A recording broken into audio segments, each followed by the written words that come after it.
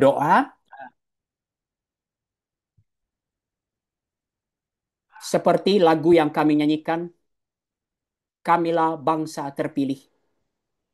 Tetapi bangsa yang terpilih mengandung suatu tugas pengutusan yang begitu mulia, imamat yang rajani.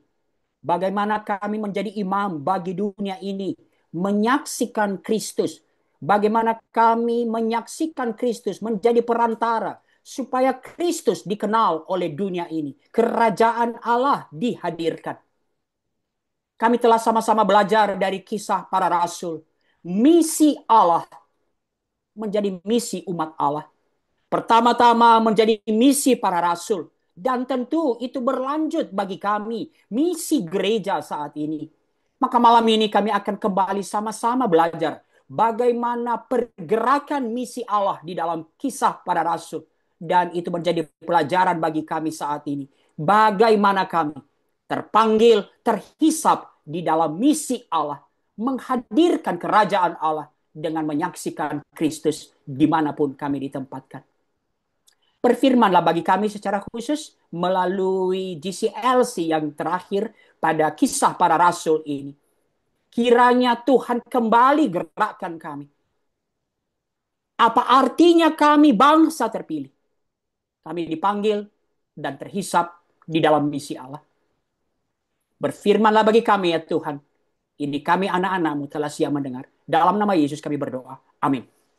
Oke, selamat malam teman-teman semua. Kita akan lanjutkan pembahasan kita pada kisah para rasul.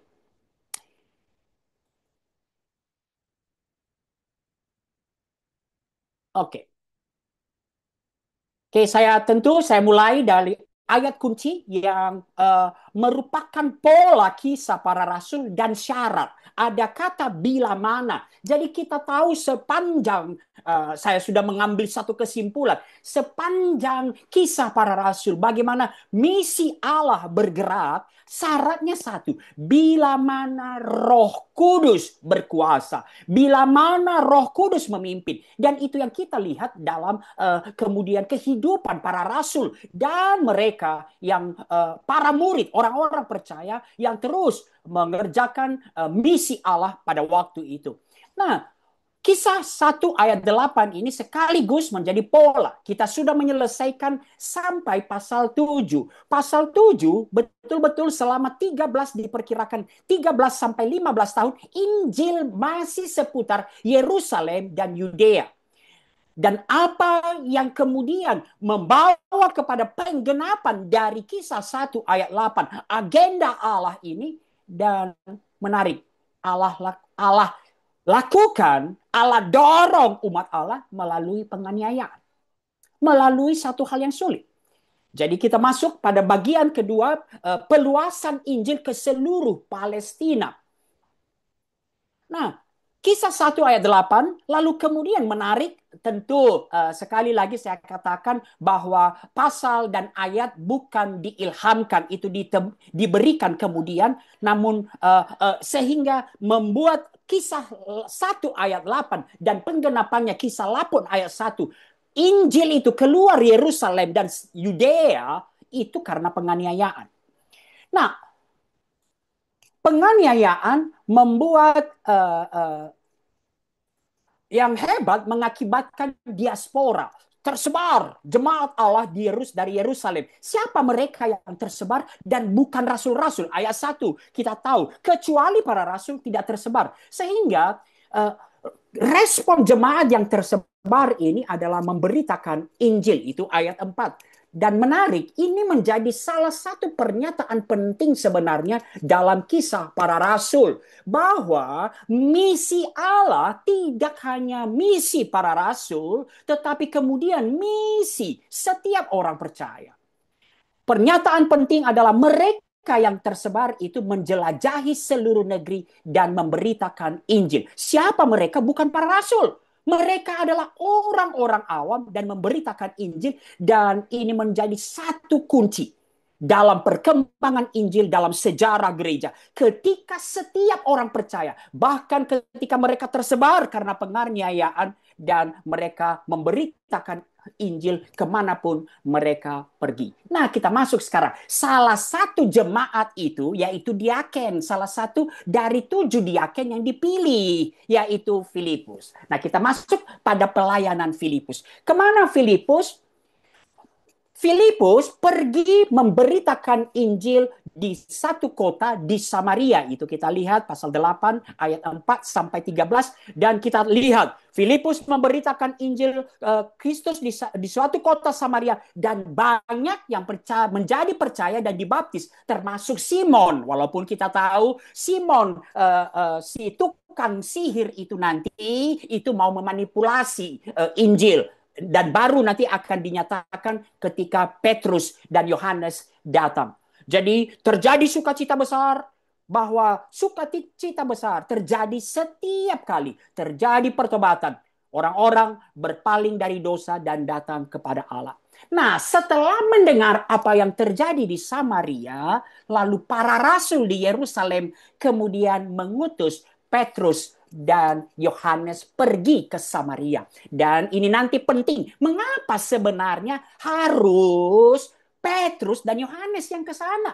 Dan kita tahu ketika mereka sampai di sana, mereka menemukan orang Samaria telah menerima Injil, telah dibaptis dengan air, namun belum dibaptis tanpa menerima Roh Kudus. Nah, ini menjadi pertanyaan, 2 pertanyaan penting yang kita akan jawab di sini. Mengapa terjadi penundaan penurunan anugerah Roh Kudus dalam diri orang-orang Samaria? Lalu yang kedua, mengapa harus para rasul dari Yerusalem yang harus meneguhkan pertobatan yang terjadi di Samaria? Dan mari kita jawab dulu soal penundaan anugerah ini.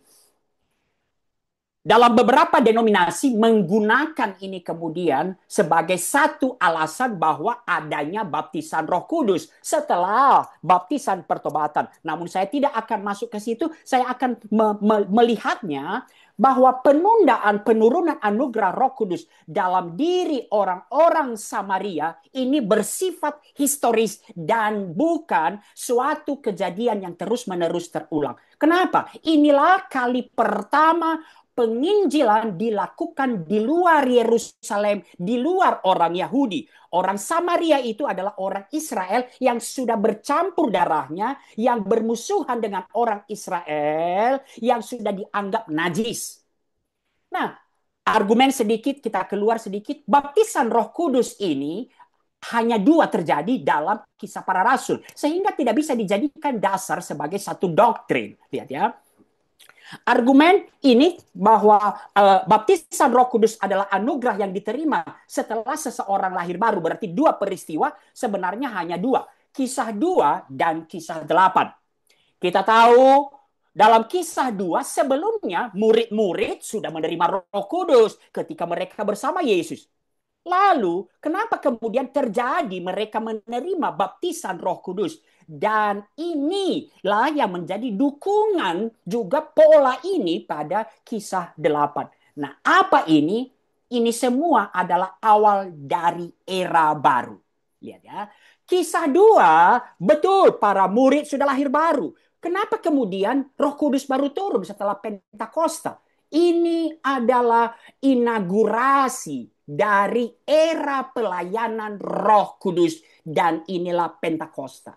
Dan ini kemudian terulang dalam kisah 8. Inilah Injil pertama kali diterima oleh orang non-Yahudi atau orang Israel yang sudah bercampur darahnya. Sehingga ini bisa dikatakan Pentakostanya Samaria. Sehingga betul-betul hal ini tidak terulang lagi. Jadi kesimpulannya, tidak ada teks perjanjian baru yang mendukung baptisan Roh Kudus sebagai anugerah Roh Kudus yang terpisah dari kelahiran baru. Jadi itu juga John Stott menyatakannya bahwa baptisan Roh Kudus kita sudah terima ketika kita mengalami kelahiran baru. Itu pelayanan Filipus pertama. Lalu oleh Roh, nah ini menarik. Kalau nanti kita baca, pimpinan Roh Kudus itu begitu nyata. Oleh Roh kemudian Filipus dibawa untuk memberitakan Injil kepada pejabat istana Ethiopia. Dan pejabat istana Ethiopia ini adalah seorang yang disebut proselit. Apa itu proselit? Seorang yang sudah beragama Yahudi, sudah diyahudikan. Kenapa? Kita lihat kitab Yesaya terbuka di pangkuannya. Dan nanti oleh Roh Kudus, Filipus kemudian menjelaskan bahwa kitab Yesaya itu penggenapannya adalah Yesus Kristus. Jadi kita lihat pimpinan Roh Kudus. Selalu ada pimpinan Roh Kudus, ini pergerakan misi Allah. Tapi kita tidak bisa lepaskan ketaatan dari para rasul. Selalu yang terjadi.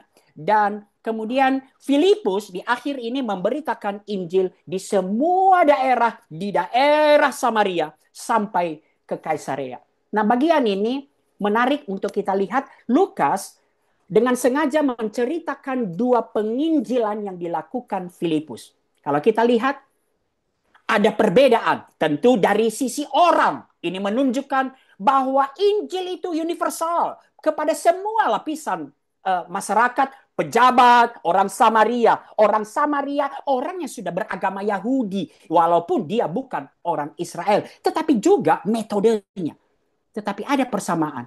Apa itu? Terlepas dari semua perbedaan itu, kabar baik yang diberitakan adalah tentang Yesus Kristus. Ini kembali mengajarkan kita tentang metode, kita kemudian tahu.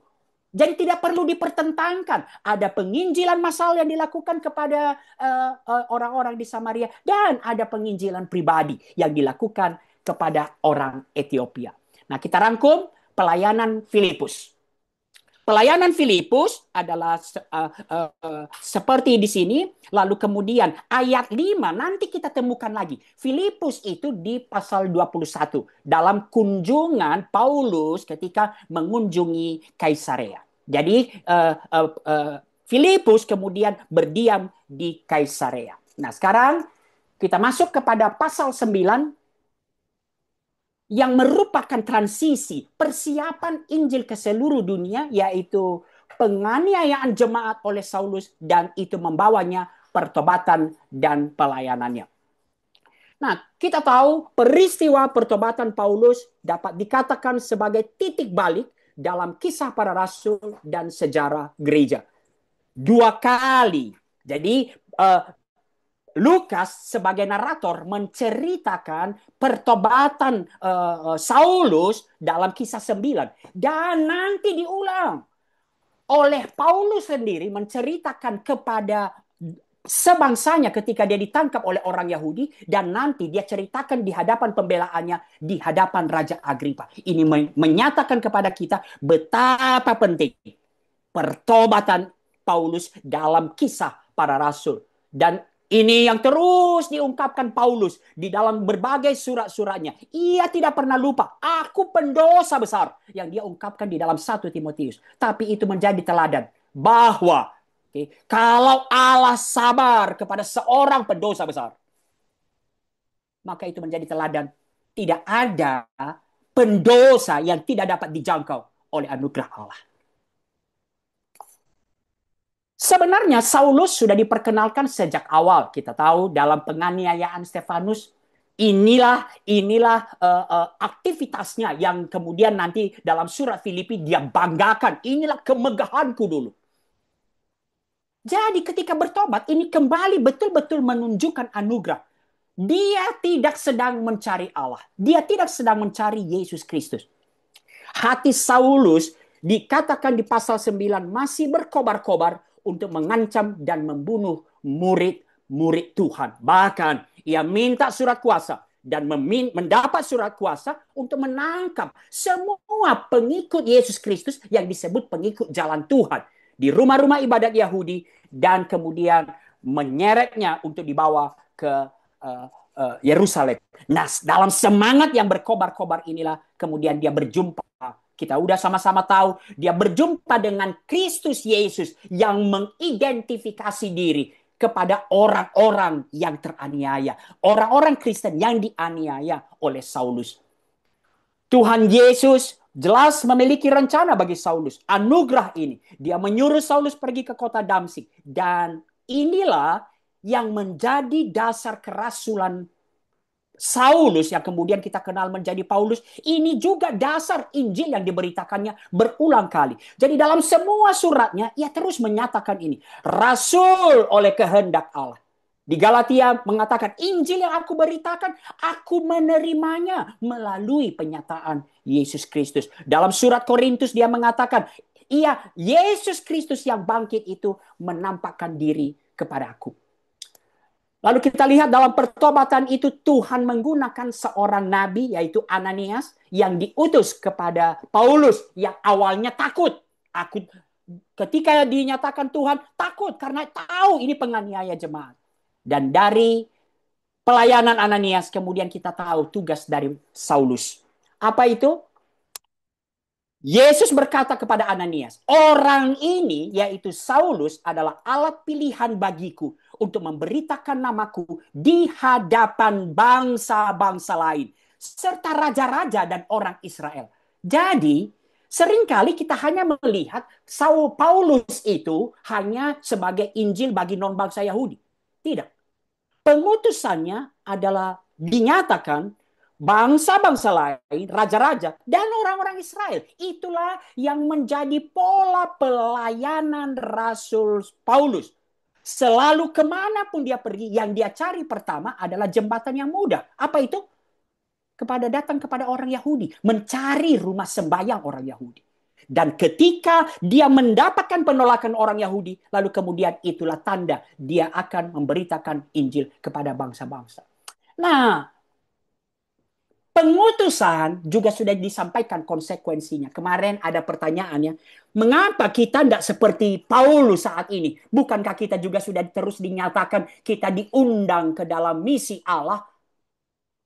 Tampaknya ada banyak sekarang menjadi Kristen hanyalah seperti yang kita sampaikan dalam Kyle Idleman menyatakan ada banyak orang menjadi Kristen hanya untuk menghindari banyak rintangan dan masalah justru. Hanya untuk apa yang menjadikan dia raja yang berkuasa, memenuhi segala keinginan-keinginan kita atau permasalahan-permasalahan kita. Tapi sejak awal Paulus sudah dinyatakan ada konsekuensinya. Dan ini tampaknya permasalahan. Saya pikir-pikir kemarin pertanyaan ini. Kenapa kita tidak sampai seperti itu saat ini? Dan ada salah satu cara yang salah cara pandang menjadi Kristen. Menjadi Kristen adalah aku sudah bergabung dengan Yesus Kristus. Hidup ini akan mudah. Bukankah Yesus Kristus berkuasa? Dan kita lihat ada konsekuensinya. Sejak awal aku sendiri akan menunjukkan kepadanya betapa banyak penderitaan yang harus ia tanggung karena namaku. Mari kita lihat kemudian. Sesudah itu memang dalam kisah para rasul langsung dicatat Saulus dalam lingkungan saudara-saudara. Tapi tampaknya dia tidak langsung memberitakan Injil. Jadi kalau kita lihat dari Galatia, sesudah pertobatan ini dari Damsyik, dia pergi kemana? Dia pergi ke tanah Arab untuk retret. Jadi inilah perjalanannya. Paulus mendapat kuasa, lalu kemudian Paulus mendapatkan penampakan, lalu dibaptis, lalu nomor 4, Paulus berangkat ke tanah Arab. Diperkirakan berapa tahun? Mungkin 3 tahun, baru kemudian dia kembali ke Damsyik, lalu ke Yerusalem. Jadi 3 tahun dia sebagai ahli Taurat, retret, dan kemudian merenungkan Allah berbicara kepada dia bahwa seluruh pengetahuannya tentang Taurat itu, penggenapannya adalah Yesus Kristus. Nanti, siapa yang menjemput dia adalah Barnabas. Dia dijemput dari kota kelahirannya Tarsus pada waktu ketika untuk pengembangan jemaat di Antioquia. Jadi ini yang kita akan lihat perjalanan awal Rasul Paulus. Izinkan untuk mengambil refleksi pertobatan seorang penentang besar Injil, penganiaya besar jemaat seperti Saulus, makin betul-betul membuktikan bahwa Injil itu benar, berkuasa menyelamatkan. Dan itulah yang dinyatakan Paulus dalam suratnya kepada Timotius. Aku pendosa besar diselamatkan. supaya aku menjadi teladan bagi setiap orang berdosa, bahwa Injil itu, Yesus Kristus itu datang memang untuk menyelamatkan orang berdosa. Nah, mengingat apa yang terjadi pada perubahan diri Paulus, ajak benar anugerah pembaharu hidupku. Campbell Morgan mengatakan Yesus datang untuk semua orang. Kemanapun Injil yang tak terbendung ini diberitakan, perubahan terbesar terjadi bagi setiap orang yang menerimanya. Sehingga ini menjadi refleksi bagi kita. Apakah Injil anugerah itu memperbaharui hidup kita untuk makin dipimpin oleh Roh Kudus dan masuk di dalam misi Allah? Tetapi juga ini menjadi refleksi bagi kita. Kita senang membicarakan orang-orang yang kemudian sangat benci kepada Injil. Tapi ada banyak Saulus masa kini, orang-orang yang dikaruniai talenta intelektual dan karakter luar biasa, tapi keras kepala, bahkan begitu kuat melawan Injil. Apakah kita pernah memikirkan ada harapan bagi mereka? Atau kita sudah langsung, mereka pasti isi neraka.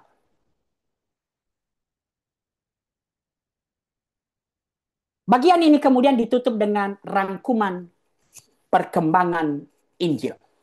Jadi sejauh ini kita sudah melihat rangkuman perkembangan Injil, lalu kemudian ditambah jemaat, lalu seluruh jemaat di seluruh Yudea, Galilea, dan Samaria bertambah besar dan dicatat oleh apa? Pertolongan Roh Kudus. Misi Allah syaratnya bila mana Roh Kudus. Hanya oleh pertolongan Roh Kudus. Sekarang kita masuk kepada peluasan Injil kepada orang non-Yahudi. Dan menarik, ini menarik ya, siapa rasul yang ditunjuk untuk bangsa-bangsa lain adalah Paulus. Tapi justru Petruslah yang mempertobatkan orang kafir pertama. Dan ini menarik, Roh Kudus itu bekerja begitu terstruktur. Kita lihat, tentu awalnya perjalanan Petrus ada mukjizat di Lida. Petrus menyembuhkan Eneas, Petrus membangkitkan Dorcas, lalu selalu mukjizat. Para rasul tidak diutus untuk melakukan mukjizat. Mukjizat adalah peneguhan Injil. Pasal 9 ayat 35 dan 42. Banyak orang menjadi percaya kepada Tuhan setelah melihat dan mendengar kesembuhan Eneas dan kebangkitan Dorcas. Menarik untuk melihat kesejajaran apa yang dilakukan Petrus untuk membangkitkan Dorcas yang dilakukan oleh Yesus ketika membangkitkan anak perempuan Yairus. Ini menunjukkan kepada kita kisah para rasul menegaskan bahwa Yesus masih terus bekerja. Ingat, sejak kisah 1 dikatakan apa yang dikatakan dan dikerjakan Yesus. Tapi saat ini melalui murid-muridnya. Sekarang kita masuk kepada pertobatan Cornelius dan orang kafir di Kaisarea. Bagaimana Allah melakukannya? Allah betul-betul mempersiapkannya. Allah pertama kali mempersiapkan Cornelius. Cornelius mendapat penglihatan malaikat Allah. Semua dia orang yang saleh dan Allah mengingat dia. Walaupun dia orang saleh, dia butuh pertobatan.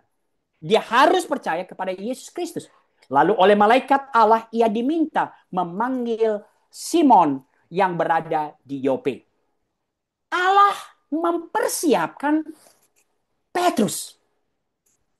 Itu kita lihat. Bagaimana caranya mempersiapkan adalah Petrus diberikan satu penglihatan yang betul-betul menembus satu ketidakmungkinan yang ada di pikiran Petrus. Apa itu? Dia disuruh makan binatang yang haram. Itulah sebabnya Petrus menjawab, "Tidak Tuhan, sebab aku belum pernah makan apa yang haram dan yang najis." Apa yang mau mengatakan? Melalui ini, Petrus sedang dipersiapkan. Tidak ada lagi bangsa yang haram dan yang najis. Allah sedang mempersiapkan Petrus untuk menghalau penghalau besar dalam pikirannya. Petrus diajar bahwa perbedaan antara halal dan haram tidak lagi berlaku. Baik untuk makanan dan secara khusus nanti untuk manusia.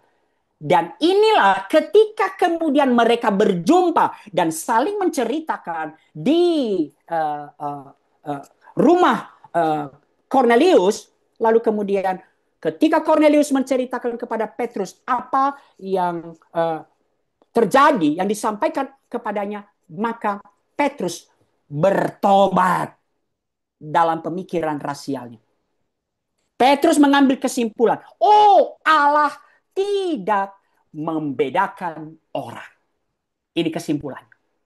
Lalu barulah Petrus berkhotbah. Tidak seperti kebiasaan sebelumnya. Petrus setiap kali peristiwa langsung berkhotbah. Kali ini tidak. Dibukakan pikirannya, lalu kemudian dia mengkhotbah. Apa khotbahnya?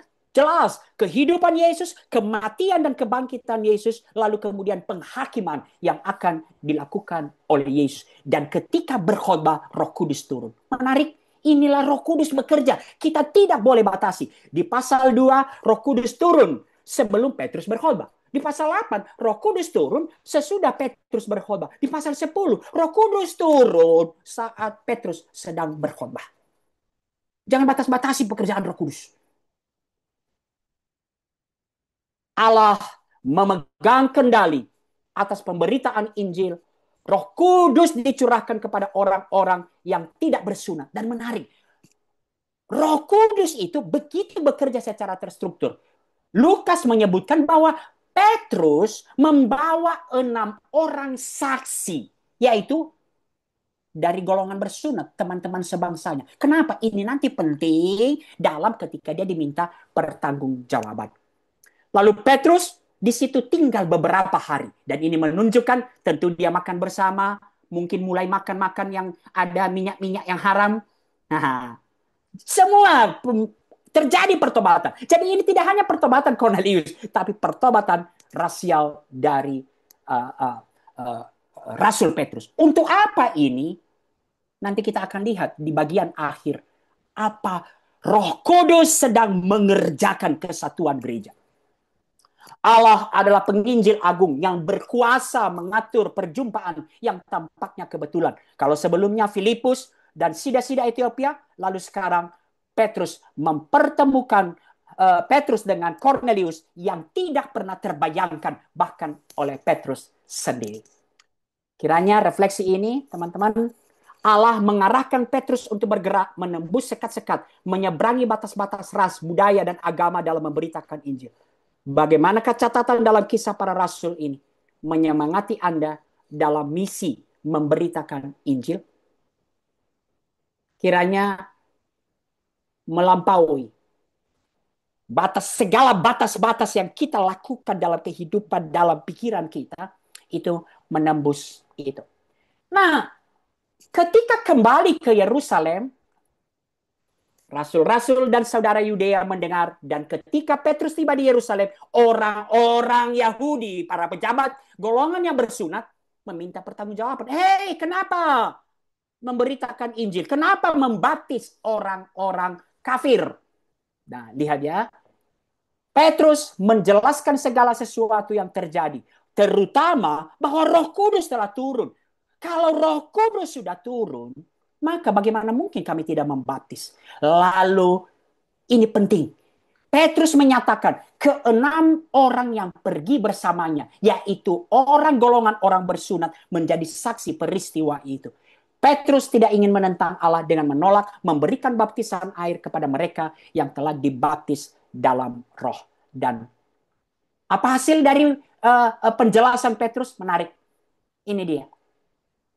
Jemaat di Yerusalem kemudian tenang lalu memuji Allah, dan kesimpulannya, jadi kepada bangsa-bangsa lain juga Allah mengaruniakan pertobatan yang memimpin kepada hidup.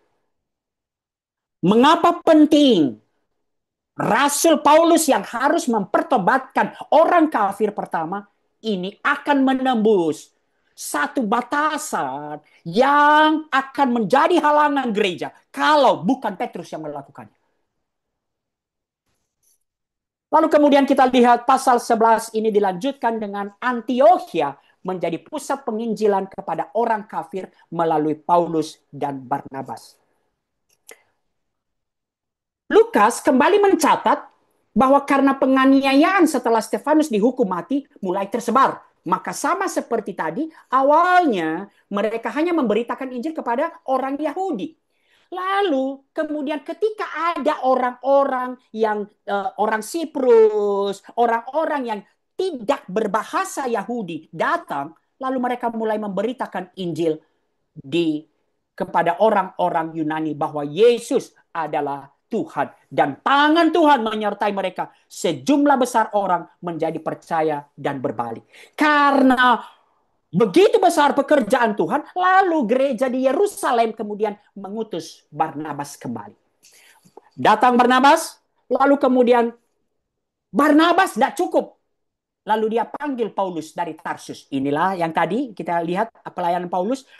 Barnabas lah yang membawa Saulus bersamanya dari Tarsus. Lalu kemudian disinilah orang percaya pertama kali disebut Kristen. Baru di sini. Lukas menggambarkan dengan jemaat Antiochia sebagai jemaat yang diajar dengan baik. Mereka menunjukkan bukti pertobatan dan iman mereka dengan jelas. Mereka mendengar dan menghormati nubuatan Nabi Agabus, yaitu bahwa orang-orang di Yerusalem sedang kelaparan. Lalu mereka menanggapi firman Allah dengan kemurahan hati dalam bentuk keuangan. Sekalipun, ini dia, mereka juga terbatas. Tapi mereka membantu jemaat di Yerusalem. Lalu kita catat, kemudian laporan perkembangan Injil. Injil terus tersebar. Tangan Tuhan menyertai mereka dan sejumlah besar orang Yunani menjadi percaya dan berbalik kepada Tuhan. Nah, apakah perkembangan Injil ini terus kemudian mengalami sekarang masa-masa yang terus baik? Tidak. Lalu kisah para rasul kembali mencatat apa? Perlawanan iblis. Yakobus dibunuh, lalu kemudian Petrus ditangkap, tetapi kemudian terjadi mukjizat. Dia dikeluarkan dari penjara, lalu kemudian Herodes mati. Di awal kisah para rasul 12 ini, Herodes tampak sangat berkuasa. Atas perintahnya, Yakobus dibunuh dengan pedang dan Petrus dipenjarakan. Namun akhir pasal 12, Petrus justru bebas. Sedangkan Herodes ditampar malaikat Tuhan dan mati dimakan cacing-cacing. Itulah buktinya Allah berdaulat menggenapkan rencananya. Ini saya ulang-ulang terus. Allah berdaulat menggenapkan rencananya, tapi Roh Kudus bekerja melalui ketaatan dan penyerahan diri para rasul. Melalui penyerahan diri dan ketaatan para murid-murid. Sekalipun kemudian terjadi penganiayaan, Yakobus mati, Yakobus ini Yakobus rasul ya, Yakobus mati, bahkan Petrus di penjara, tetapi kemudian sekali lagi rangkuman perkembangan Injil dicatat.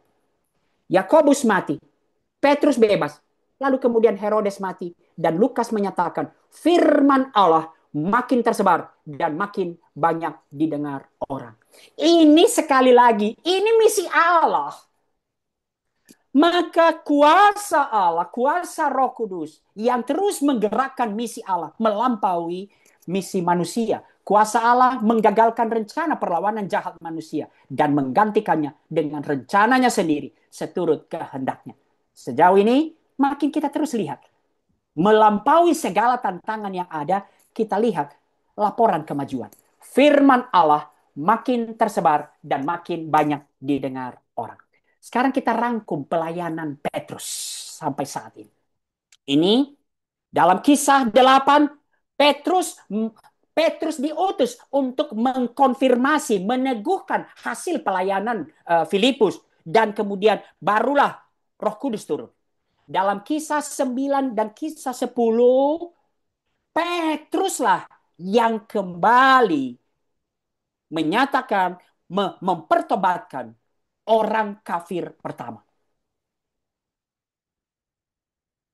Menarik untuk menjadi diskusi, perhatikan peran Petrus dalam pemberitaan Injil dalam kisah 2, kisah 8, dan kisah 10. Dan ini mengingatkan kita akan apa yang diungkapkan Yesus dalam Matius 16 ayat 18 sampai 19. Menarik, betul. Ini tidak hanya kepada Petrus, tapi Petruslah yang pelaku sejarah pertama. Ketika diungkapkan setelah pengakuan Petrus bahwa engkau adalah Mesias, anak Allah yang hidup. Lalu Yesus berkata, aku pun berkata kepadamu, engkau adalah Petrus. Dan di atas batu karang ini aku akan mendirikan gerejaku. Dan alam maut tidak akan menguasainya. Kepadamu akan kuberikan kunci kerajaan sorga. Betul, ini kemudian berlaku bagi seluruh umat Allah. Tapi kita tidak pernah bisa melupakan Petruslah yang pelaku pertama. Memegang kunci kerajaan Allah. Nah, apakah yang sedang dipersiapkan Roh Kudus melalui peran Rasul Petrus ini? Nanti kita akan lihat dalam bagian perkembangan berikutnya. Sekarang kita masuk pada bagian terakhir dari perkembangan Injil, yaitu Injil kemudian. Setelah engkau akan menerima Roh Kudus dan menjadi saksi Yerusalem, seluruh Yudea, Samaria, dan sampai ke ujung bumi. Dan mulai pasal 13, Injil mulai masuk sampai ke ujung bumi. Dan tokoh utamanya sekarang beralih kepada Paulus. Peluasan Injil di Asia Kecil. Jadi belum sampai ini, baru Asia Kecil. Dari sinagoge kepada orang kafir. Kita tahu gereja Antioquia, betul-betul. Dari awal gereja Antioquia ini sebagai pengutus misionaris. Lukas mencatat bahwa ketika jemaat Antioquia beribadah kepada Tuhan, Roh Kudus berkata, khususkanlah Barnabas dan Saulus bagiku untuk pekerjaan yang telah kutentukan bagi mereka. Lalu mereka kemudian di dalam doa kembali mengutus Barnabas dan Saulus. Dan kita kemudian kenal perjalanan misi Paulus yang pertama di Asia Kecil. Pasal 13 sampai ayat 4 sampai pasal 14 ayat 28. Menarik hal-hal yang dicatat. Lihat. Kalau kita lihat ayat 4 itu menarik sekali. Oleh karena disuruh Roh Kudus, Barnabas dan Saulus berangkat ke Seleukia. Pelayanan itu selalu dimulai oleh pimpinan Roh Kudus. Mereka hanya menyerahkan diri pada pimpinan Roh Kudus. Mengapa ke Seleukia? Oleh karena disuruh Roh Kudus. Bagaimana polanya? Selalu. Paulus selalu dimulai dari rumah ibadah orang Yahudi. Setiap kali mendapatkan penolakan, itu tandanya dia pergi kepada bangsa-bangsa lain. Kisah para Rasul kemudian kita lihat perjalanan misi pertama ini berlanjut ke Ikonium, Listra, dan Derbe. Nah, ada kemiripan dari semua gambaran Lukas tentang kemunculan Yesus dan Paulus di muka umum. Saya tidak akan ini karena waktu kita, tapi nanti bisa dibaca bagaimana kemiripan itu terjadi. Juga kemiripan pelayanan Petrus dan Paulus dalam menyembuhkan seorang lumpuh. Hal itu betul-betul mengkonfirmasi otoritas Paulus sebagai rasul itu setara dengan Petrus yang rasul di Yerusalem. Inilah perjalanan misi Paulus di Asia Kecil. Kalau kita lihat itu kota-kotanya. Lalu bagian ini kemudian diakhiri dengan sinode sidang di Yerusalem. Apa bahayanya? Dan ini tadi, mengapa pertanyaan saya tadi dari awal? Mengapa harus Petrus yang meneguhkan pelayanan di Samaria? Mengapa harus Petrus yang mengkonfirmasi, yang mempertobatkan orang kafir pertama? Dan kita lihat, inilah bahayanya. Bahayanya setibanya di Yerusalem, lalu kemudian beberapa orang aliran Farisi berkata, orang-orang bukan Yahudi harus menjadi Yahudi supaya diselamatkan. Artinya baru menjadi anggota gereja, kalau mereka harus disunat dan wajib menuruti seluruh hukum Musa. Dan ini ditentang oleh para rasul, lalu kemudian para rasul Paulus dan Barnabas membawanya ke dalam sidang di Yerusalem yang ada Yakobus dan Petrus, lalu bersidanglah mereka. Dan disinilah peran Petrus. Petrus mengingatkan sidang bagaimana melalui perantaraannya Cornelius dan keluarganya yang bangsa kafir bertobat dan Allah pun mengaruniakan Roh Kudus kepada mereka. Lihat ya, bagaimana Allah mempersiapkan ini, kesatuan gereja ini. Petrus dengan jelas menyatakan keyakinannya. Kita, baik orang Yahudi maupun orang bukan Yahudi, diselamatkan hanya oleh anugerah Allah. Dan inilah catatan nama Petrus disebut dalam kisah para rasul. Lalu kemudian Paulus dan Barnabas menceritakan bagaimana pelayanan mereka kepada Allah, meneguhkan pelayanan mereka kepada bangsa-bangsa lain. Dan kemudian Yakobus sebagai pemimpin gereja di Yerusalem kemudian menyatakan bahwa inilah kesimpulannya. Ini kesimpulannya, kita masuk. Kita tidak boleh menimbulkan kesulitan bagi bangsa bukan Yahudi yang bertobat. Apa artinya? Ini dia.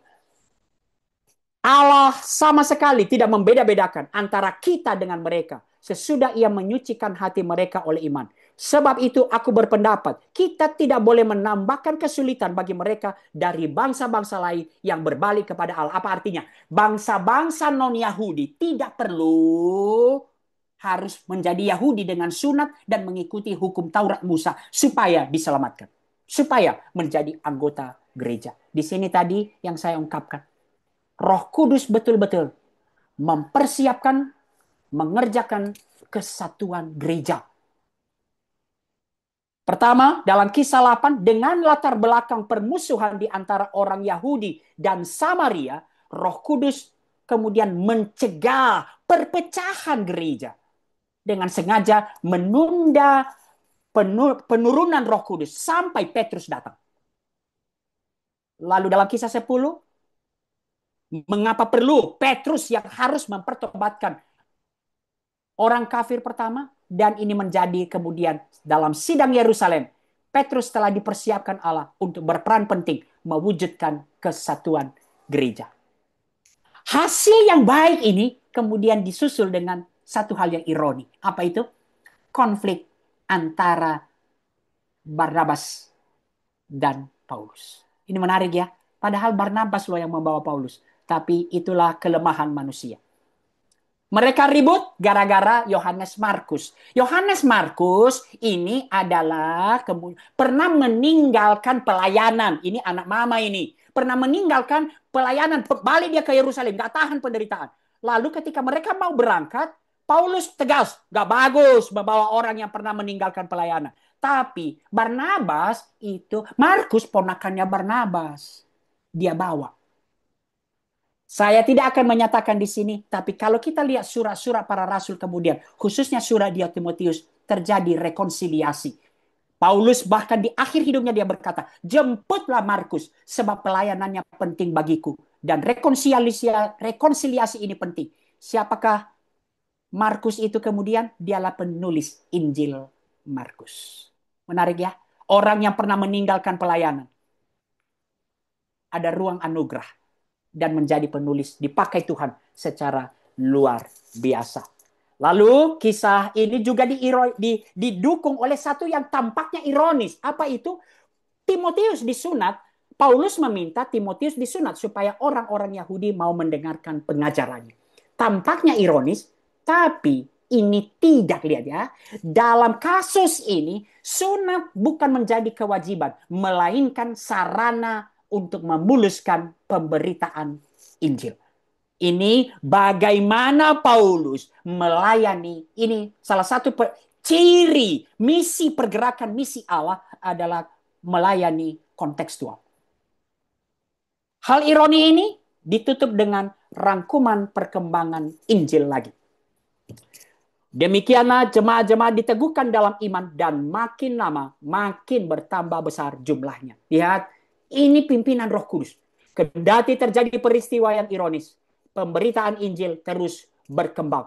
Hal ini memperlihatkan pimpinan Roh Kudus dalam memberikan kemenangan kepada gereja melampaui pergumulan atau kesulitan yang ada. Oke, ini kita sudah sampai kepada perkembangan Injil di sini. Sekarang kita masuk kembali. Nyata sekali pergerakan misi Allah itu betul-betul hanya dipimpin Roh Kudus. Mari kita lihat Injil masuk ke daratan Eropa yang tidak ada dalam program Paulus. Saya ulangi. Tidak ada dalam program Paulus. Jadi perjalanan misi Paulus kedua ini kalau kita lihat bisa bagi bagian besar yaitu Makedonia, Filipi, Tesalonika, Berea, dan Achaia, Athena, dan Korintus. Tapi bagaimana ini dimulai? Mari kita lihat. Awal perjalanan dari sidang di Yerusalem, lalu utusan menyampaikan surat keputusan itu kepada jemaat Antiochia. Oke. Lalu Paulus mengajak Barnabas untuk mengunjungi jemaat di kota-kota yang dilayani. Lalu kemudian terjadi konflik. Lalu kemudian siapa yang diajak Paulus? Paulus mengajak Timotius dari Derbe dan Listra atau Listra. Nah, dari sini apa rencana Paulus awalnya? Awalnya Paulus berencana mengunjungi Asia. Jadi mari kita lihat ya, ini petanya. Mereka melintasi tanah Frigia dan tanah Galatia karena Roh Kudus mencegah mereka untuk memberitakan Injil di Asia. Berarti program Paulus pertama, dia mau memperkuat jemaat di Asia Kecil. Tapi Roh Kudus mencegahnya. Lalu Paulus pikir kemudian, oh, nggak bisa ke Asia. Lalu dia pergi, kemudian dia mau masuk ke Bitinia. Tapi Roh Yesus tidak mengizinkannya. Lalu mereka sampai di Troas. Lihat, ini Troas ya. Kalau teman-teman lihat di Troas itu, di depan Troas apa? Laut Aegea. Secara manusia, selesai program Paulus, balik. Nah, laut besar di depan. Menarik ya. Saya tuliskan di sini, stop and go. Awalnya perencana Paulus pergi ke Asia. Roh Kudus stop. Bukan di situ Paulus. Lalu pergi dia ke Bitinia. Stop. Lalu sampai di Troas. Di Troas laut secara manusia berhenti. Tapi justru yang secara manusia bilang berhenti, Roh Kudus bilang, go. Ini menunjukkan kepada kita panggilan Makedonia. Pada malam harinya, tampaklah oleh Paulus suatu penglihatan. Ada seorang Makedonia di seberang laut Aegea. Berdiri di situ dan memohon kepadanya. Menyeberanglah ke Makedonia dan tolonglah kami. Setelah Paulus melihat penglihatan itu, segeralah kami mencari kesempatan untuk berangkat ke Makedonia. Lihat, karena dari penglihatan itu, inilah visi.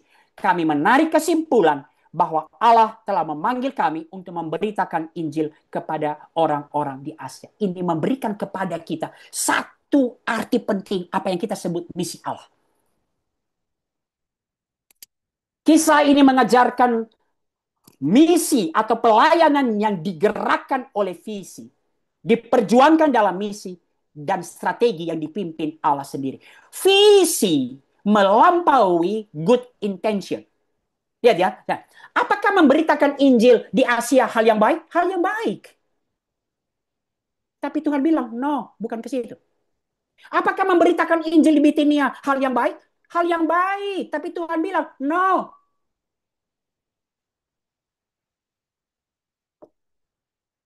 Kita perlu menggumulkan hal ini.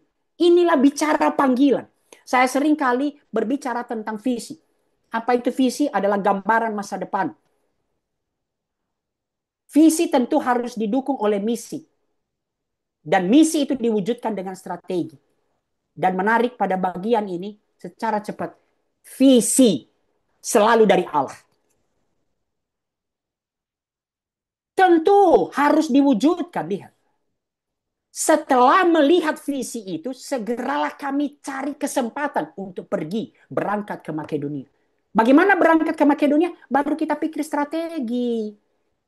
Kota mana ya yang pertama kali kita tuju? Berapa lama kita tinggal di sana? Itulah strategi. Menarik. Dalam pelayanan misi Allah seringkali kita pikir ada hal-hal yang strategis. Tapi Tuhan tahu apa yang akan dilakukannya. Bahkan ketika dia berkata no kepada kita. Dalam pikiran Paulus, lihat ya. Saya tuliskan di sini. Keputusan untuk menggerakkan Paulus tim misinya dari benua Asia ke benua Eropa. Dalam pemikiran Paulus, awalnya dia mau menjangkau kota-kota strategis. Tetapi Tuhan berbicara tentang benua strategis. Allah berdaulat memenuhi seluruh rencananya. Lihat, dan dalam sejarah gereja kemudian kita tahu. Inilah bagaimana benua Eropa memegang peranan penting Injil sampai ke ujung bumi. Hal lain adalah kita melihat satu alasan besar lain mengapa Tuhan tidak mengarahkan dia ke Asia dan Bitinia. Tuhan ingin Paulus dan timnya ke Troas untuk apa? Menjemput Dr. Lukas. Dan kemudian kita kenal ayat-ayat kami. Karena Tuhan berkata stop 2 kali, maka saat ini menarik kita mempunyai Injil Lukas dan kisah para rasul yang ditulis oleh orang terdekat Rasul Paulus. Sekarang kita akhiri ini rangkuman dari perjalanan misi Paulus yang kedua. Sekarang kita masuk perjalanan misi Paulus yang ketiga. Dari Asia Kecil setelah ke Eropa, lalu Paulus kembali ke Asia Kecil. Nah ini menarik, nanti kita akan lihat bagaimana pentingnya jemaat pendukung ini. Kita lihat, ini saya tidak akan ini, kita lihat rangkumannya adalah dalam kisah 18 sampai kisah 21 ayat 17. Lalu ditutup kemudian dengan rangkuman perkembangan Injil. Dengan jalan ini makin tersiarlah firman Tuhan dan makin berkuasa. Di tengah berbagai tantangan dan perlawanan, pergumulan firman Tuhan makin tersiar dan makin berkuasa. Ini laporan perkembangan Injil. Sekarang kita masuk kepada bagaimana peluasan Injil sampai ke Roma.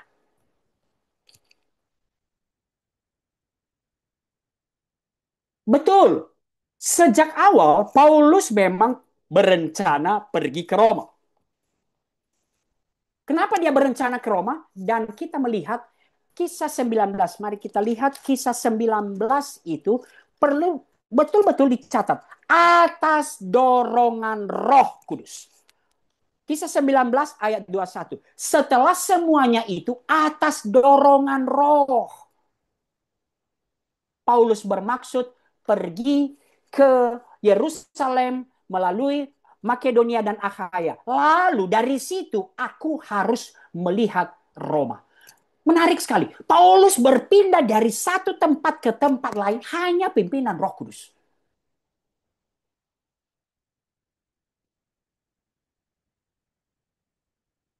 Di sini kita lihat. Apakah Paulus tidak tahu konsekuensinya? Nih saya catat. Menarik. Ketika Paulus menyampaikan hal ini kepada para penatua di Efesus, sebenarnya oleh kuasa Roh Kudus loh. Lihat menarik. Oleh kuasa Roh Kudus, para murid di Tirus menasehati untuk Paulus untuk tidak pergi ke Yerusalem. Jangan Paulus pergi ke Yerusalem. Lihat, Roh Kudus loh.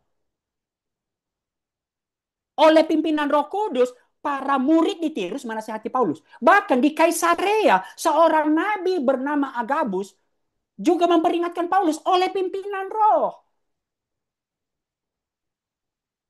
Nah, lihat ya. Menarik, saya tuliskan di sini. Mengapa Paulus tidak menerima nasihat itu? Apakah bertentangan? Nah, ini menjadi diskusi. Apakah bertentangan? Tidak. Yang dibukakan kepada para murid dan Nabi Agabus adalah lihat, jangan ke sana Paulus, kamu konsekuensinya kamu akan menderita. Kamu akan diikat. Tapi Paulus tahu, Roh Kudus sudah membukakannya kepada dia bahwa dia harus sampai ke Roma, mati di Yerusalem demi nama Tuhan Yesus. Menarik ya. Dan itu terjadi ketika ia sampai di Yerusalem setelah kemudian ia berjumpa dengan Yakobus yang menyarankannya untuk mengikuti acara pentahiran di bait Allah, dan Paulus mengikutinya, justru dia ditangkap. Setelah ditangkap, kemudian melakukan pembelaan di depan sidang. Kita lihat di hadapan sidang Sanhedrin, dipindahkan kemudian ke Kaisarea karena mau dibunuh. Di Kaisarea dia 3 tahun loh menunggu. Jadi ini bukan pekerjaan. Dia 3 tahun di penjara. 3 kali menghadapi sidang, sidang di hadapan Gubernur Felix, sidang di hadapan Gubernur Festus, dan berbicara kepada Raja Agripa. Apakah dalam sidang itu hanya sekedar pembelaan diri dan tidak? Paulus menggunakan pembelaannya sebagai kesempatan memberitakan Injil. Bahkan di hadapan Raja Agripa kemudian dia berkata, satu hal yang terkenal, terhadap visi yang dari sorga itu, tidak pernah aku tidak taat. Dan Raja Agripa kemudian berkata, hampir-hampir aku menjadi Kristen Paulus gara-gara kamu. Tapi sayangnya hampir doang. Gak jadi.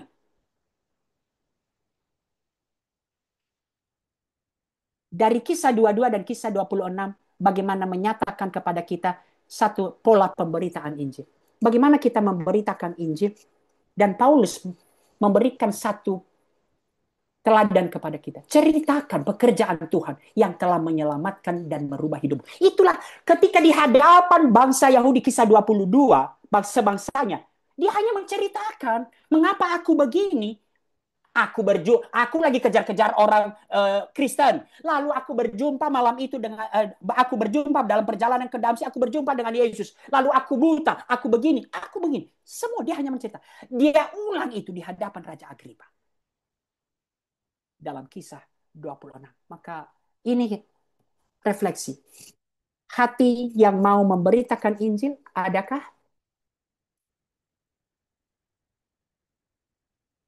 Ini perjalanan Paulus dalam 3 tahun itu adalah sampai kisah 26 dia kemudian apa namanya beberapa kali tahan.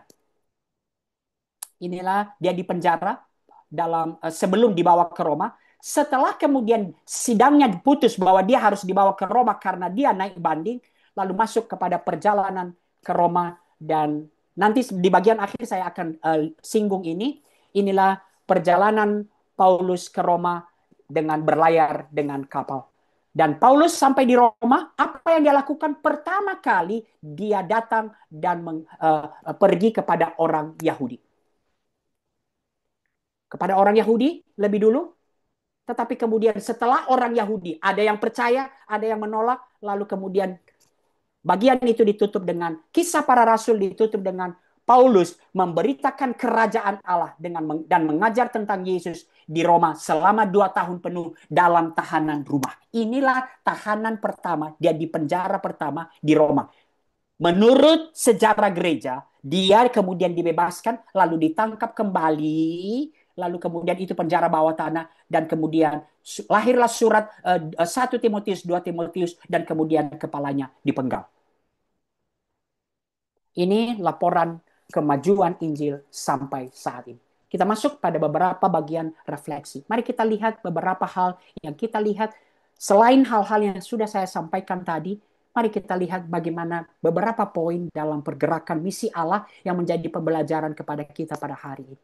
Dari apa yang dilakukan dalam jemaat Antiokhia. Jemaat Antiokhia saat itu gereja sedang berkembang. Kalau kita saat ini gereja sedang berkembang, mungkin kita pikir, ya ini adalah bagian kita. Tapi melampaui itu, misi selalu dimulai atas inisiatif Allah. Dan itu yang terjadi dalam jemaat Antiokhia. Kenapa mereka? Dimulai ketika mereka sedang berdoa, Allah meminta kepada mereka untuk mengkhususkan Barnabas dan Saulus. Dan para penutua kemudian mengutus mereka di dalam doa. Sejak dari awal kita tahu bahwa Allah mempersiapkan sebelum manusia merencanakan pertobatan Saulus, pertobatan Cornelius, munculnya jemaat di Antioquia, lalu kemudian pelayanan Paulus dan Barnabas di Antioquia sebelum kemudian mereka diutus untuk keluar dari Antioquia dan Injil mulai tersebar ke Asia Kecil kepada bangsa-bangsa lain, lalu nanti ke Eropa. Tahu berapa lama dari pertobatan Paulus sampai pengutusan itu? Kira-kira 11 tahun.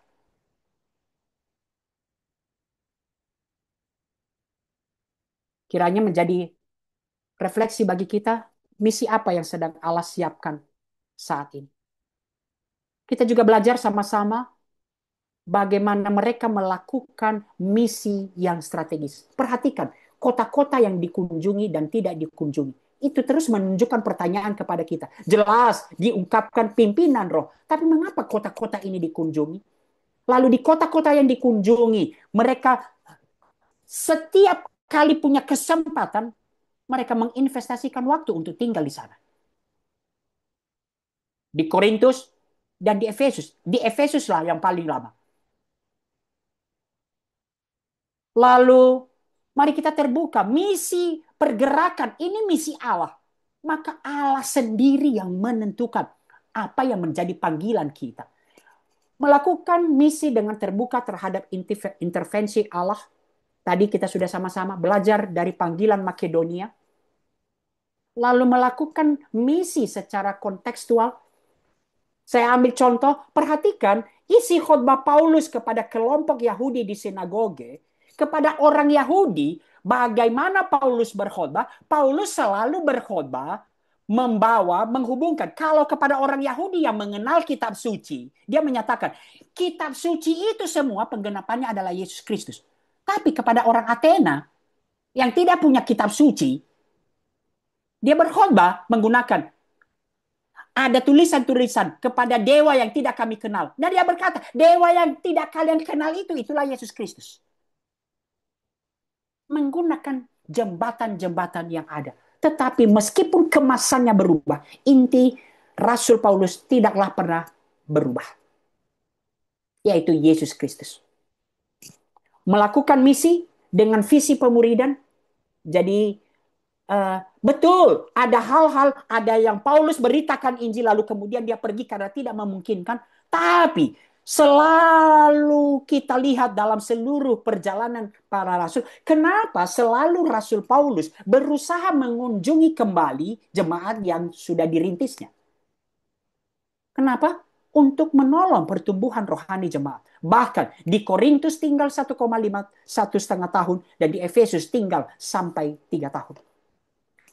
Menarik juga, misi seolah-olah misi itu Paulus begitu kuat. Tapi kalau kita lihat nanti Roma 16, bagian terbesar yang dia nyatakan salam, wow. Kita lihat bahwa misi selalu dilakukan dalam teamwork, komunitas orang percaya. Dalam perjalanan misi pertama, Paulus tidak sendiri. Demikian dalam perjalanan misi kedua dan perjalanan misi ketiga. Penting membangun satu jemaat pendukung. Perhatikan mengapa Paulus menjadikan basis pelayanannya adalah jemaat Antioquia. Maka setiap kali perjalanannya dia kembali kemana? Antioquia. Kembali ke Antioquia. Kembali ke Antioquia. Ini hal yang menarik. Saya akhiri kemudian bagian-bagian ini dalam catatan bagaimana Paulus kemudian sampai ke Roma. Bagaimana Injil bisa sampai ke Roma? Betul, Paulus memang ingin ke Roma. Itu dicatat kisah 19 ayat 21 atas dorongan Roh Kudus. Itu juga dia ceritakan di suratnya kepada Roma. Aku pengen singgah di tempatmu. Dia ingin mengunjungi.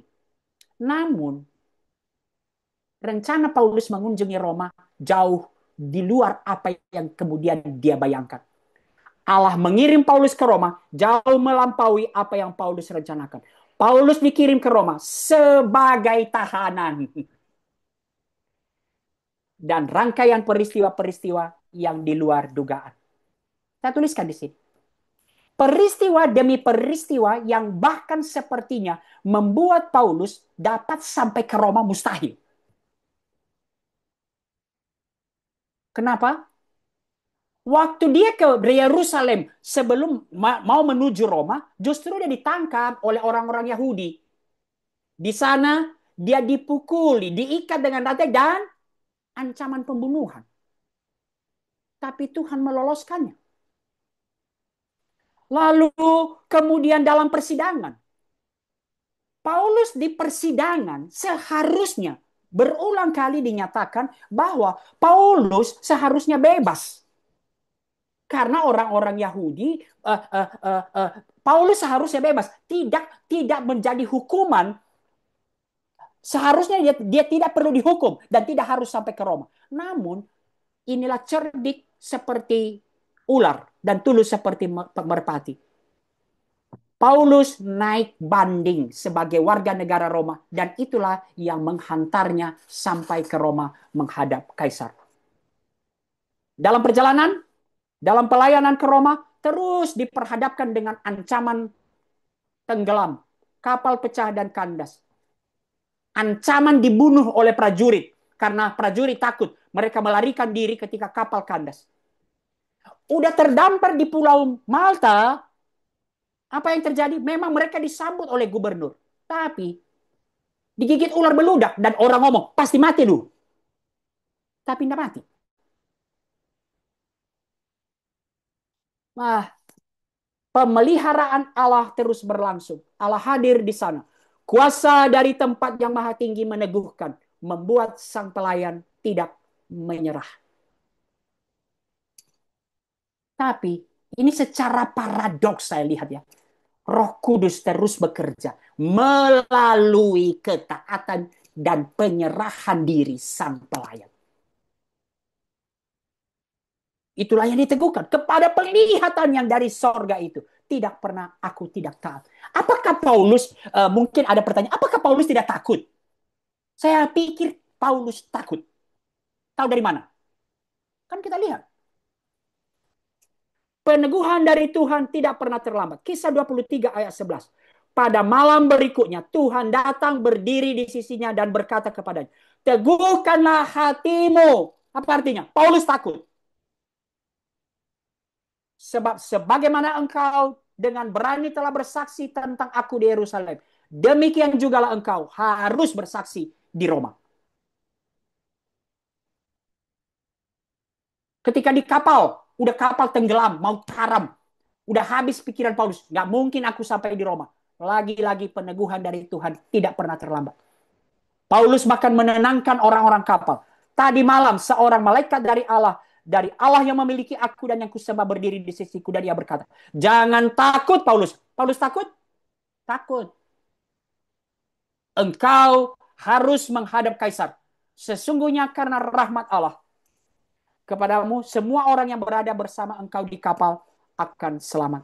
Peneguhan Tuhan tidak pernah terlambat.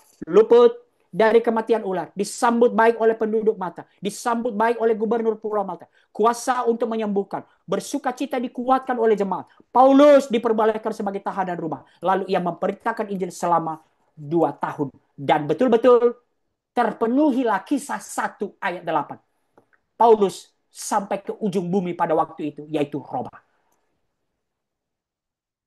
Menarik ya. Pemeliharaan Allah yang ajaib. Allah mengendalikan semua peristiwa. Allah merintangi maksud iblis. Paulus tiba di Roma sebagai tahanan. Janji Allah adalah Paulus akan bersaksi di Roma. Artinya di hadapan kaisar. Dan ini tidak mungkin terjadi kecuali Paulus sebagai seorang tahanan yang harus menghadap kaisar. Apakah sampai di istana kaisar? Yes. Suratnya kepada Filipi mencatat begini. Ayat 13. Sehingga telah jelas bagi seluruh istana. Berarti sampai di istana dia? Sampai.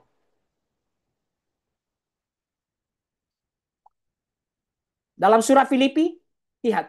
Ada orang yang bertabat di istana? Ada. Lihat. Salam kepadamu dari segala orang kudus. Khususnya dari mereka yang di istana kaisar. Wow, terpuji Tuhan. Melampaui. Saya pikir ya kalau Paulus Tidak ditangkap di Yerusalem. Dia pergi ke Roma, tidak akan sampai dia di istana. Tapi pekerjaan Tuhan melampaui itu.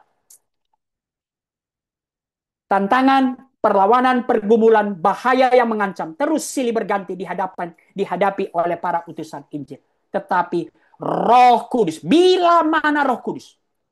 Roh Kudus mengorkestra, mengendalikan, membuka jalan, memelihara, dan menggenapkan misi kerajaan Allah. Dan oleh kuasa Roh Kudus, para saksi yang menyerahkan diri, para saksi yang memberi diri dipimpin, memperoleh keyakinan yang kokoh, kekuatan yang melimpah-limpah untuk tidak menyerah. Wah, saya pikir ini yang betul-betul terjadi apa yang dia saksikan dalam suratnya Efesus. Bagi dia yang dapat melakukan jauh lebih banyak dari yang kita doakan dan yang kita pikirkan. Melampaui programnya Paulus? Yes.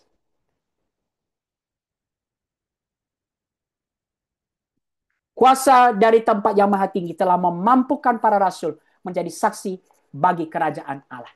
Menarik. Kisah para rasul agak menggemaskan penutupnya. Benar ya? Menggemaskan nggak?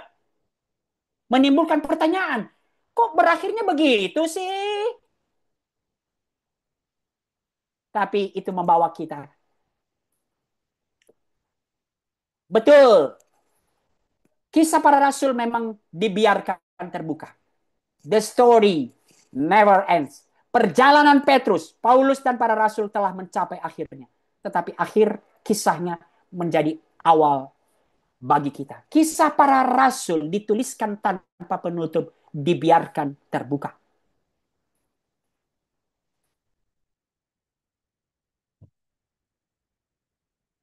Saya rindu GCLC ini tidak hanya mengisi pengetahuan kita, tapi kembali membakar doa kita ya. Api roh suci bakar hatiku. Roh Kudus yang bekerja 2000-an tahun lalu terus bekerja. Dan kiranya juga membakar hati kita.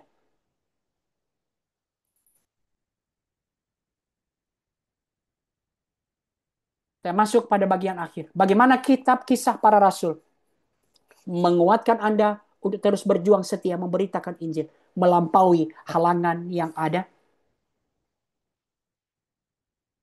Roh Kudus bekerja melalui ketaatan dan penyerahan diri. Sang pelayan. Henry Martin saya kutip. Roh Kudus, Roh Kristus itu adalah roh misi. Semakin kita, makin dekat kita kepadanya, maka seharusnya makin intens kita dalam misi Allah.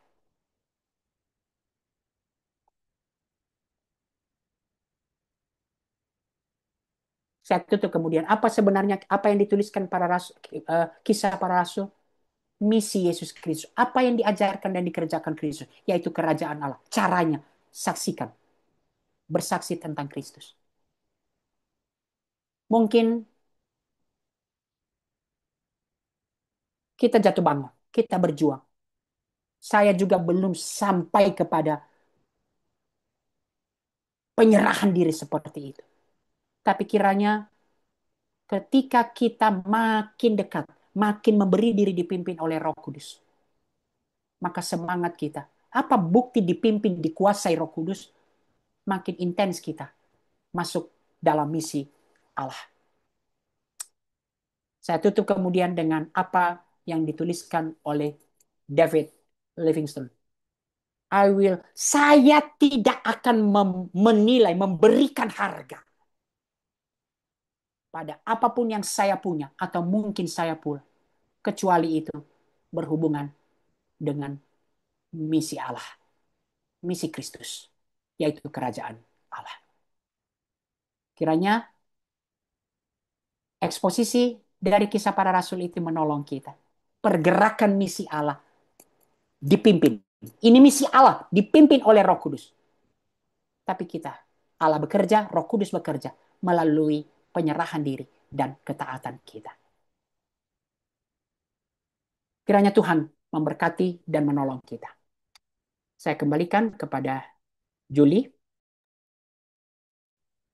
Ya, terima kasih Bang untuk penjelasan untuk firman Tuhan yang boleh dibagikan di sesi terakhir ini dan perkataan yang sangat ini ya, sangat menguatkan tapi juga kayak menegur gitu ya, bahwa Roh Kudus bekerja melalui ketaatan dan penyerahan diri. Ini kayak sesuatu yang sifatnya kasualitas gitu, di mana Roh Kudus itu nggak akan bekerja kalau kamu itu nggak taat dan nggak penyerahan diri kayak gitu. Ini ada pertanyaan, Bang. Ada pertanyaan. eh, Tadi kan dibahas juga ya tentang Roh Kudus, Roh Kudus turun gitu. Dan di sini pertanyaannya adalah berapa kali Roh Kudus turun? Barusan kan Bang Niko tadi kan sempat yang menyampaikan ada 3 kali gitu. Ini ingin menanyakan berapa kali sebenarnya Roh Kudus itu turun. Kemudian, apakah saat ini kita mengerti Roh Kudus turun di saat-saat tertentu, di mana kalau misal dikaitkan dengan ada beberapa gereja kayak seperti karismatik dan Pentakosta selalu minta Roh Kudus turun dalam persekutuan-persekutuan mereka. Roh Kudus dicurahkan itu artinya Roh Kudus dicurahkan menandai era yaitu Pentakosta. Itu Roh Kudus turun. Itu peristiwa dalam sejarah. Namun bagaimana Roh Kudus diturun artinya dialami oleh semua orang percaya ya pada saat ini pada saat kita melakukan pertobatan, lahir baru, percaya kepada Yesus Kristus, hidup baru, Roh Kuduslah yang kemudian dikaruniakan kepada kita, dicurahkan kepada kita. Itu kan janji. Setelah kalau kisah 2, setelah Roh Kudus turun, lalu kemudian ketika orang banyak itu bertanya kepada Petrus, mari kita lihat di dalam kisah 2 peristiwa yang dalam sejarah Roh Kudus turun itulah Pentakosta. Tapi kemudian bagi kita setiap orang percaya ya Roh Kudus dikaruniakan kalau kita lihat kisah 2. Kisah 2 ayat 30 ayat 38. Kan ke ayat 37. Ketika mereka mendengar khotbah Petrus, hati mereka tersayat. Lalu mereka bertanya kepada Petrus dan rasul-rasul lain, apa yang harus kami perbuat saudara-saudara? Jawab Petrus, bertobatlah dan hendaklah kamu masing-masing dibaptis dalam nama Yesus untuk pengampunan dosa. Berarti dalam pertobatan kita terima pengampunan dosa dan kamu akan menerima karunia yaitu Roh Kudus. Itu artinya ketika Roh Kudus dicurahkan dalam konteks ketika orang percaya. Nah, apa yang saya sebut kemudian tadi 3 kali Roh Kudus turun bukan berarti hanya 3 kali itu. Artinya pencurahan Roh Kudus bekerja sejak Pentakosta. Lalu kemudian satu era ditandai. Kenapa kisah 8 adalah kalau di dalam Yerusalem itu orang Yahudi semua, Kisah 8 mulai Injil menembus sekat-sekat ras, yaitu kepada Samaria. Siapa itu Samaria? Orang setengah kafir. Orang Israel yang sudah bercampur. Maka kemudian dikenallah peristiwa di Samaria dikenal sebagai Pentakostanya Samaria. Pentakostanya Samaria. Lalu kemudian era baru mulai muncul lagi apa? Injil artinya pertobatan orang kafir pertama yaitu Cornelius dan seperti Pentakosta terjadi bagi orang kafir. Tapi peristiwa dikaruniakan Roh Kudus yang terjadi setiap kali kita menerima percaya kepada Yesus, pertobatan dan menerima pengampunan dosa seperti dalam Kisah 2 ayat 38. Oke. Jadi bukan Roh Kudus turun naik ya. Ya, baik Bang. Ini kemudian eh, tadi kan Abang sempat menyampaikan yang Matius 16 ayat 18 ya Bang.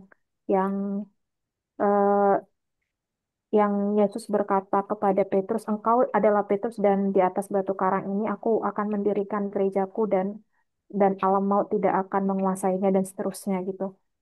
Yang jadi pertanyaan itu adalah eh, dari 12 murid itu kenapa Yesus itu menyampaikan hal ini ke kayak spesifik gitu kepada Petrus. Padahal kalau tahu ceritanya Petrus itu nanti dia padahal kan kayak mengkhianati Yesus ya pada masa Yesus mau disalibkan gitu, Bang.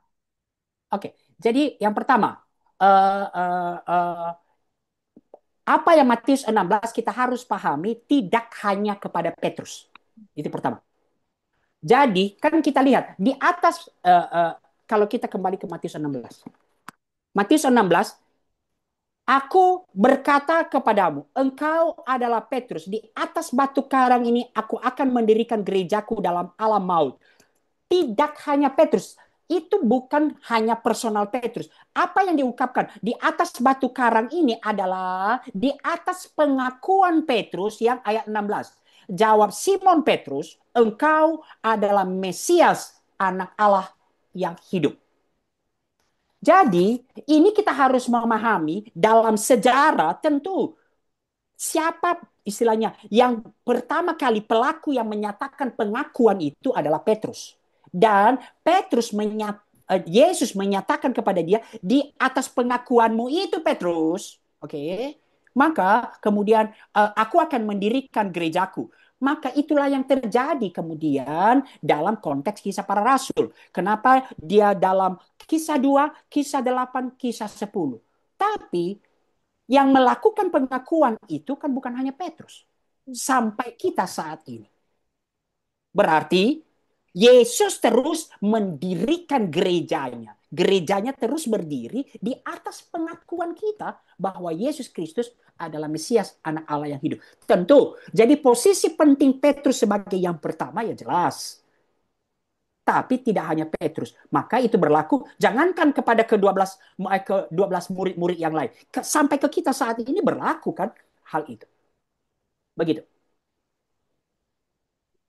Tapi kalau jawabanmu tadi yang pertanyaannya ini, saya justru terhibur loh. Alkitab menunjukkannya kepada Petrus yang jatuh bangun. Itu uh, maaf ya, kadang-kadang bicara Daniel umpamanya ya, Hmm. kayaknya sempurna banget, nggak ada ininya.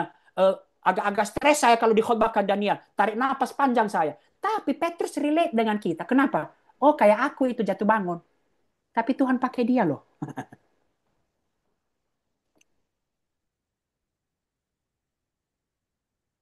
Oke,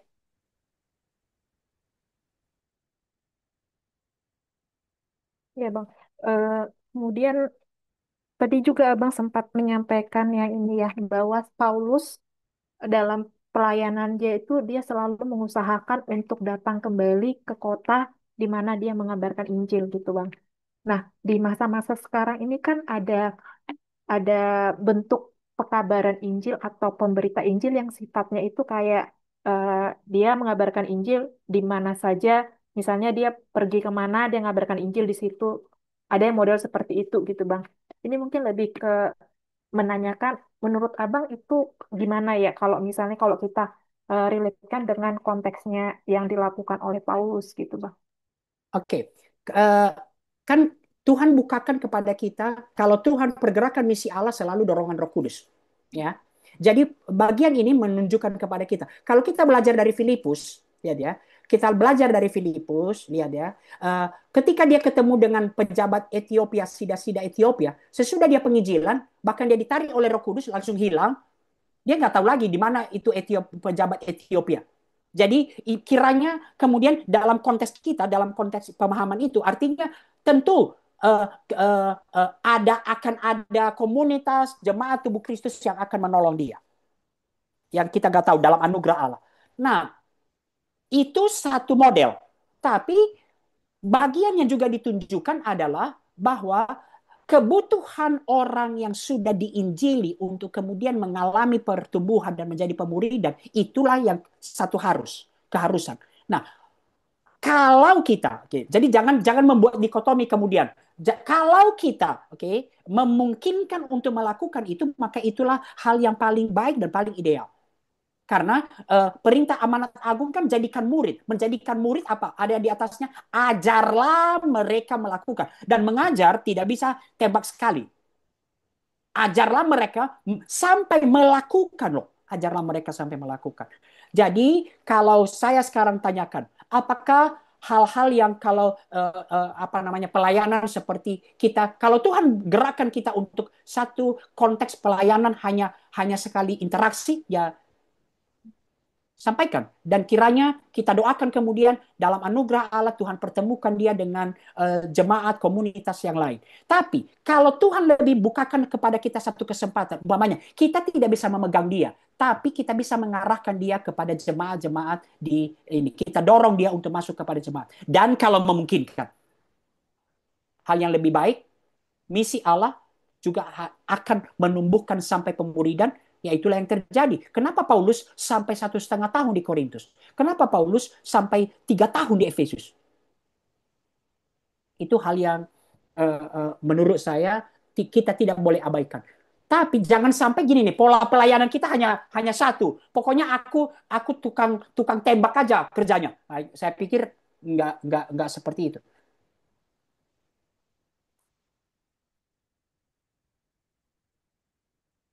Ya, eh, mungkin dari Bapak, Ibu, atau rekan-rekan alumni yang ingin bertanya secara langsung juga boleh raise hand atau juga bisa chat di chat room. Ya, ini ada pertanyaan, Bang.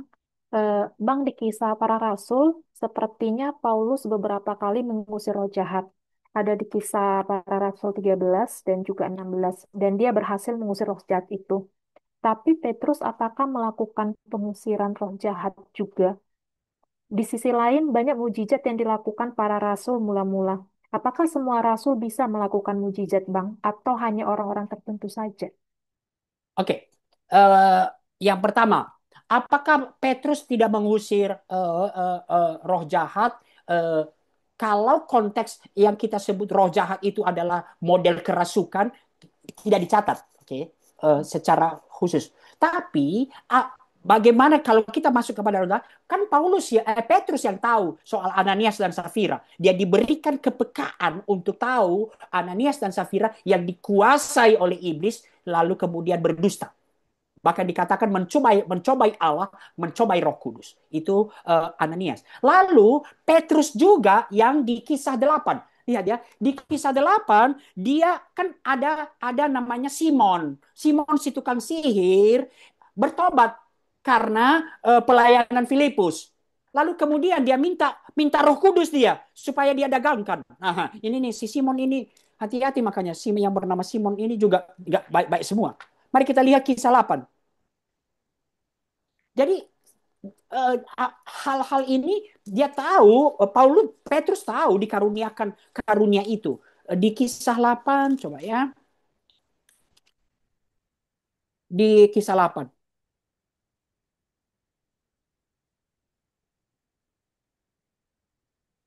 Oke, ini di ayat 18, pasal 8 ayat 18. Ketika Simon melihat bahwa roh itu diberikan melalui penumpangan tangan rasul-rasul, ia menawarkan uang kepada mereka serta berkata, "Berikan juga kepada aku kuasa itu, supaya jika aku menumpangkan tanganku di atas seseorang, ia menerima Roh Kudus." Lalu kemudian Paulus menghardik itu. Jadi uh, di sini memang jelas ya karena mau dibeli oleh Simon. Tapi di Ananias itu jelas Paulus diberikan karunia untuk melihat bagaimana seorang yang dikuasai oleh iblis.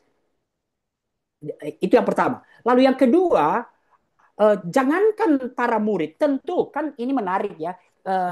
Tidak semua hal, tidak semua hal itu dicatat dalam kisah para rasul. Benar ya? Jadi kita tidak bisa kemudian membuat satu kesimpulan hanya Paulus dan hanya Petrus yang bisa melakukan mukjizat. Bahkan kalau Martin Lloyd Jones mengatakan, apakah mukjizat masih berlangsung sampai saat ini? Bagi dia masih, tapi di ladang-ladang penginjilan. Untuk apa? Meneguhkan pemberitaan Injil. Jadi gini nih, contoh ini, mari kita masuk Yohanes yuk. Ini walaupun ini berlaku kepada kisah Yesus ya, tapi sama Yohanes 21. Yohanes 20 ya. Jadi bagi tidak semua tentu nggak mungkin semua dicatat. Oke, ini kita bisa berlakukan juga bagi kisah para rasul. Bisa Juli baca Yohanes 20 ayat 30 sampai 31. Yohanes 20 ayat 30 sampai 31. Memang masih banyak tanda mujizat lain yang dibuat Yesus di depan mata murid-muridnya yang tidak tercatat dalam kitab ini. Tetapi hal-hal ini telah dicatat supaya kamu percaya bahwa Yesuslah Mesias, Anak Allah, dan supaya karena percaya kamu memperoleh hidup dalam namanya. Bagi Yesus, ada nggak banyak mujizat lain nggak yang dibuat Yesus? Banyak, tapi tidak dicatat. Demikian juga dalam kisah para rasul. Jadi memang secara khusus tokoh yang dicatat dalam kisah para rasul adalah tokoh yang paling menonjol adalah dalam paruh pertama adalah Petrus dan paruh kedua adalah Paulus. Jadi saya mulai dari apa yang menjadi ayat kunci dari kisah para rasul ya. Kisah para rasul 1 ayat 8. Tetapi kamu akan menerima kuasa bila mana Roh Kudus turun ke atas kamu. Dan kalau Roh Kudus turun ke atas kita, kamu akan menjadi saksi-saksiku di Yerusalem, di seluruh Yudea dan Samaria dan sampai ke ujung bumi. Bagi kita, apa Yerusalem kita, apa Yudea kita, apa Samaria sampai ke ujung bumi, itu di mana Tuhan menempatkan kita saat ini. Bisa dalam konteks kita di kantor, bisa dalam konteks kita di manapun.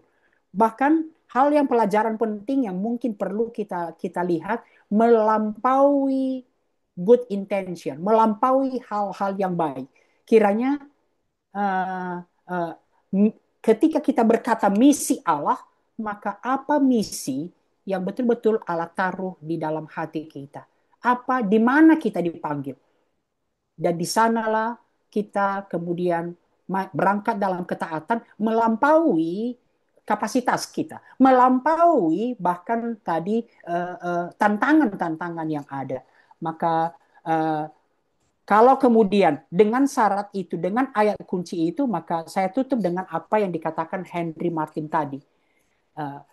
Spirit dari Roh Kudus itu adalah spirit misi. Maka bagaimana kita semakin bisa masuk dalam misi Allah ketika kita menyerahkan diri untuk dikuasai dan dipimpin oleh Roh Kudus. Maka tidak seperti pemahaman-pemahaman kita.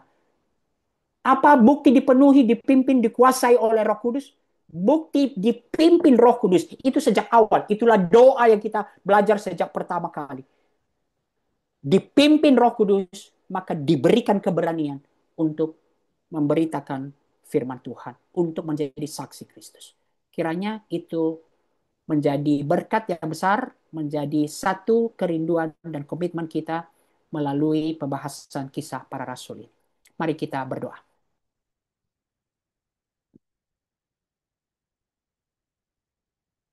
Kiranya pembahasan dari seluruh kisah para rasul ini yang menyatakan kepada kami bagaimana anugerah Allah yang menyelamatkan kami adalah anugerah Allah yang mengundang dan mengutus kami masuk ke dalam misi Allah. Kiranya misi Allah, kerajaan Allah menjadi misi kami dengan menjadi saksi-saksi Kristus dimanapun Tuhan menempatkan kami. Apakah konteksnya saat ini kami di kantor, di lingkungan sekitar kami, di perumahan kami, di mana kami tinggal, atau dimanapun Tuhan mengutus kami.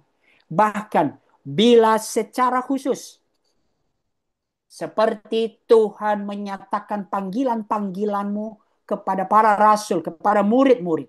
Bila secara khusus Tuhan menyatakan satu panggilan khusus kepada kami.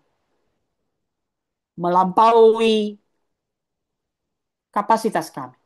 Melampaui tantangan yang ada. Kiranya kami belajar seperti yang dikatakan oleh hambamu Rasul Paulus. Kepada visi, kepada panggilan yang dari Allah itu. Tidak pernah kami tidak taat. Tuhan, kami mau belajar taat. Kiranya Roh Kudus memimpin kami. Dalam nama Yesus kami berdoa. Amin.